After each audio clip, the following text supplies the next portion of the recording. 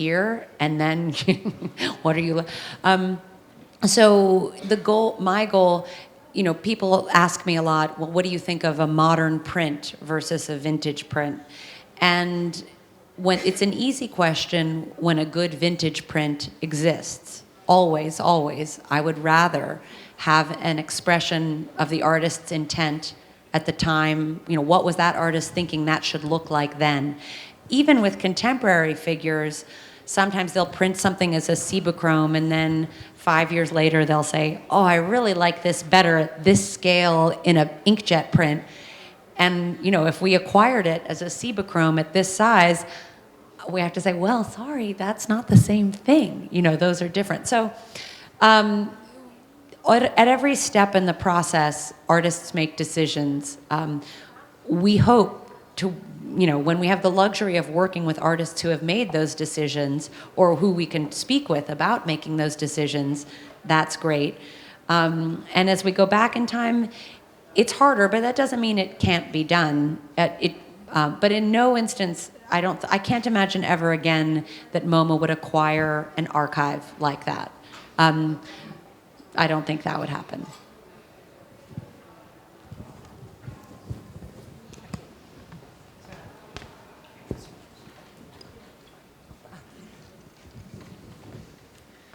Olá, Sarah. Eu gostaria de saber que, diferente da pintura, a fotografia muitas vezes faz parte de uma série de 5, de 10 ou de 3. Alguns fotógrafos ainda têm uma certa resistência e não acreditam em séries numeradas. Algumas das obras adquiridas pelo MoMA não é numerada ou não faz parte de uma série fixa. Can I ask one question to you? Yes. Do you mean edition? Edition. Okay. Okay. Sorry. So in some ways, your question, photography does lend itself to series, but what you're speaking about is what we call in English an edition. Mm-hmm. So we feel. Again, this is where being a half a step removed from the market is a lucky place to be. Some artists edition their work, and some artists don't. Lee Friedlander, fantastic photographer, never editioned his work. You can get him to you call him up, he'll make one now. And in my mind, that doesn't diminish his achievement at all. Then a photographer like, I won't name names, but let's say there are some photographers who make one print and say, it's unique, never again, that's it, And that, I don't like when I'm feeling manipulated, and I'm sure none of you do either. But I think artists in consultation with their galleries or their own conscience or their practice, there are some things that are simply unique by their nature when whatever an artist does to them, photographer or painter, it's unique. It has to be. It couldn't be any, a photogram that's unique. That's great. So I guess my feeling is, again, I try to just respond to what's out there in the world. I don't mind editions at all. You're correct. Most photographers do, and it's a nice way of keeping track of things in the world. But it's, I don't have to sell something a second time. I just get to, so I'm probably not the right person to answer that question.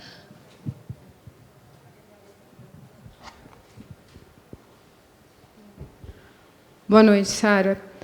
A questão do museu do MoMA, há foco entre preservar a história da fotografia, em buscar fotógrafos, ou há tendência de buscar fotógrafos contemporâneos?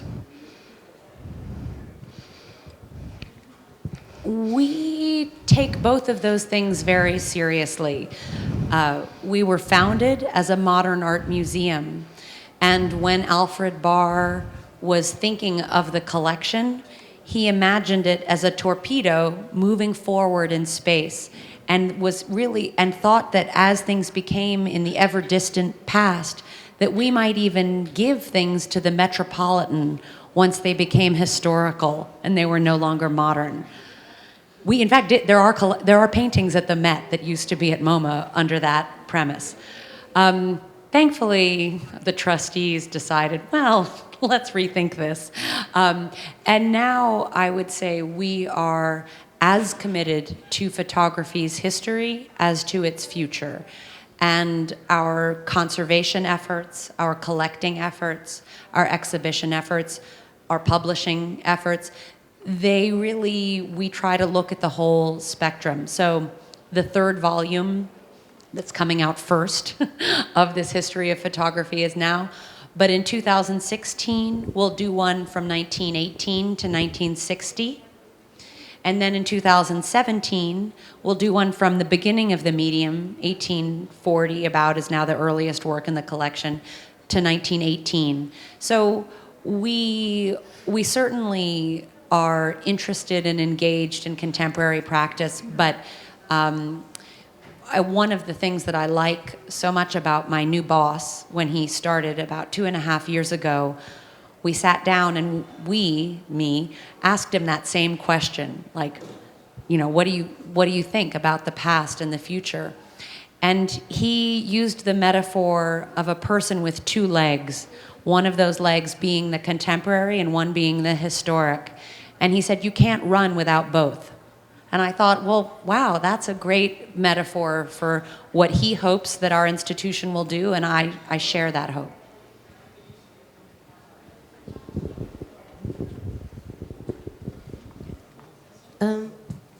Só uma dúvida que não tem nada a ver com a conversa.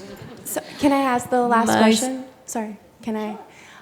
So we're going through a very, a lot of political upheaval in Brazil right now, and I'm wondering if you think that that's being translated into photography, and if that's something that museums, the MoMAs, wants to acquire. Is that something that's, part of the...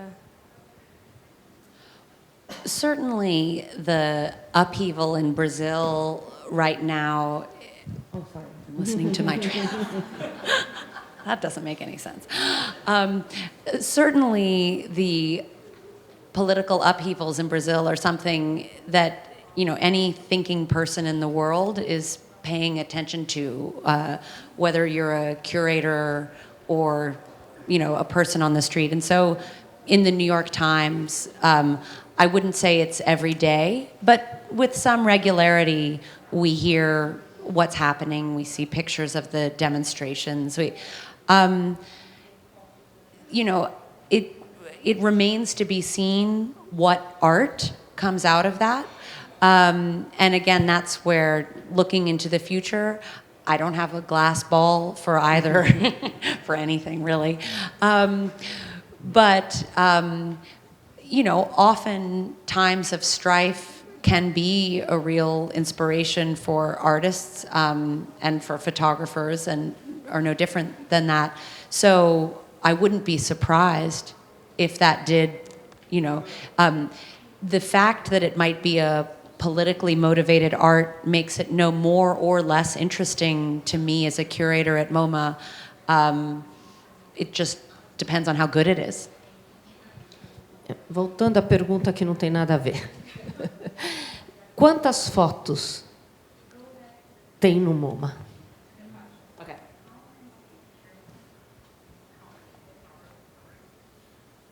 What do you mean? How many photographs? How many photos of the collection? Oh, in MoMA's collection. Yes, MoMA's collection. Sorry. We have a little more than 30,000 photographs in the museum collection. And you have to remember that MoMA has been collecting photographs since the early 1930s. So, so sorry. Sorry. So, MoMA has about 30,000 photographs in the collection, and we have been collecting these photographs since the early 1930s. So it's been a long, wonderful 85 years of relationships with artists. And there are also, though, about 22,000, and I can only say that because we finally tried to make a count of them this summer. About 22,000 photographs in what we call the departmental collection or the study collection. And those are pictures that often came to the museum at a time when the market for photography was nothing, $5, $10 a picture.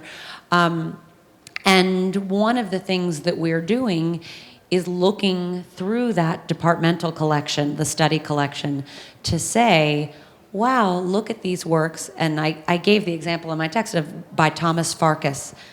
They're incredible pictures. There was no reason for those to be in the departmental collection. So we do our research and we see them and we present them to our committee on photography, and they say, fantastic, like, that's amazing. And then so really it's over 50,000 if you take all of that into account. Sarah, muito obrigada pela sua gentileza, pela sua conversa. Em nome da SP-Arte Foto, em nome da Arte Brasileiros, agradeço a todos vocês, a presença de vocês e a participação. E até amanhã para mais uma conversa. Obrigada.